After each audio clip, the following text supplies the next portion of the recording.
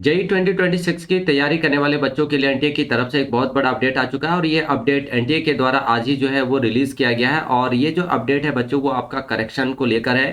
तो सब्जेक्ट देख सकते हैं, correction in particulars of the application form JEE Main 2026 session 1, यानी सेशन 1 के लिए आपने जो फॉर्म फिलअप किया है उसका जो करेक्शन का डेट है वो आपका यहाँ पे रिलीज कर दिया गया एनटीए के द्वारा। और आप किन किन चीज़ों में करेक्शन कर सकते हैं वो भी यहाँ पे जो है बच्चों डिटेल में बता दिया गया है। ठीक है, तो चलिए वन बाय वन सारी चीज़ों को हम लोग देखते हैं।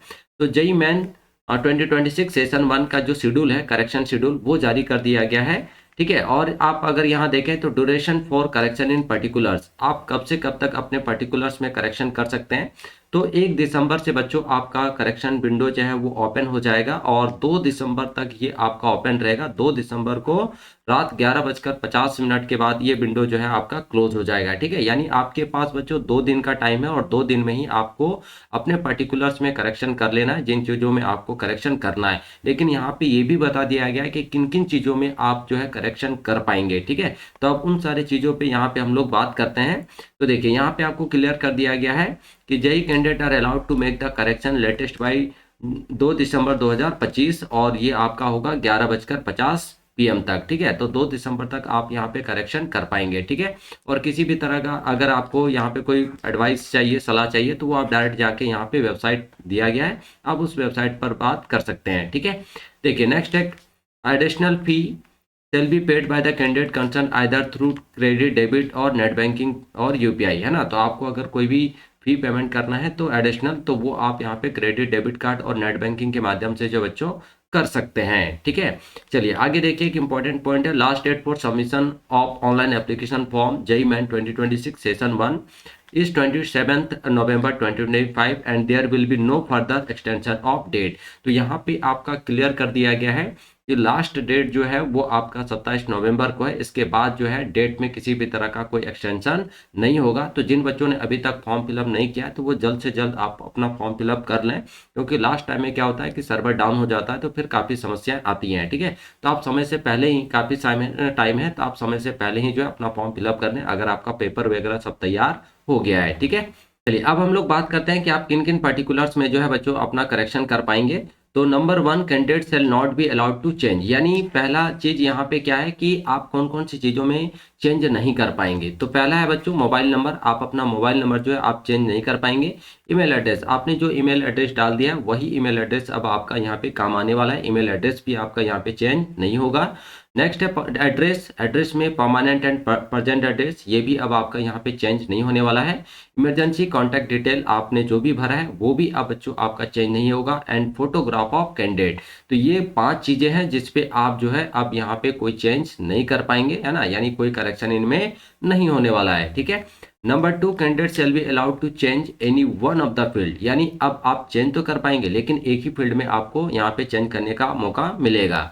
फर्स्ट है कैंडिडेट नेम, या तो आप कैंडिडेट का नाम चेंज कीजिए, अदरवाइज फादर नेम चेंज कर पाएंगे, अदरवाइज मदर नेम चेंज कर पाएंगे। ठीक है, तो ये 3 चीज़ों में कोई भी एक चीज़ जो है आप यहाँ पे बच्चों करेक्शन कर पाएंगे, चेंज कर पाएंगे। ठीक है, थर्ड है candidate shall be allowed to change all field, यहाँ पे आप इन सारे फील्ड में जो है करेक्शन कर पाएंगे, कोई दिक्कत यहाँ पे नहीं है। यानी 10th इक्विवेलेंट डिटेल, 10th का जो सर्टिफिकेट है, मार्कशीट है, वहाँ पे आप चेंज कर पाएंगे। क्लास 12th इक्विवेलेंट डिटेल जो होगा वो आप यहाँ पे बच्चों चेंज कर पाएंगे। और स्टेट कोड ऑफ एलिजिबिलिटी ये भी आप यहाँ पे चेंज कर पाएंगे। तो इन तीनों चीज़ों में जो है आप करेक्शन कर पाएंगे।